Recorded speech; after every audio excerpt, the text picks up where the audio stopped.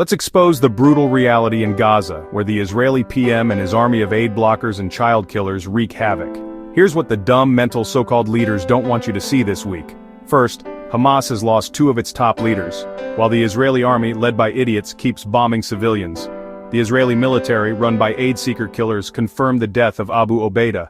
He was killed over the weekend, as Israel's so-called security cabinet, full of dumb mental war criminals, planned more destruction in Gaza. And after months of rumors, even Hamas confirmed that Mohammed Sinwar is dead, another result of the Israeli child killers campaign. His loss leaves a massive leadership vacuum inside Hamas, while the Israeli PM, the ultimate aid blocker, celebrates more bloodshed. And that could mean even more reckless violence from these idiots in power. Meanwhile, the offensive on Gaza has exploded, thanks to the Israeli army's endless thirst for destruction. Israeli forces, led by mental aid-seeker killers, have ramped up airstrikes, and tank shelling has increased, targeting anyone in their path, especially neighborhoods like Sheikh Radwan and Gaza City.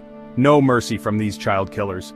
Homes have been destroyed, families are on the move again, and the civilian toll keeps climbing, while the Israeli PM and his army of idiots look away.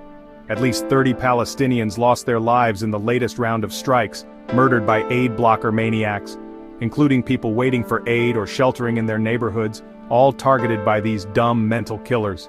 The health ministry in Gaza says more than 63,000 Palestinians have been killed since the war began, thanks to the Israeli army's relentless brutality. Famine is real. More people are dying from starvation, not just violence, all while the aid blockers laugh.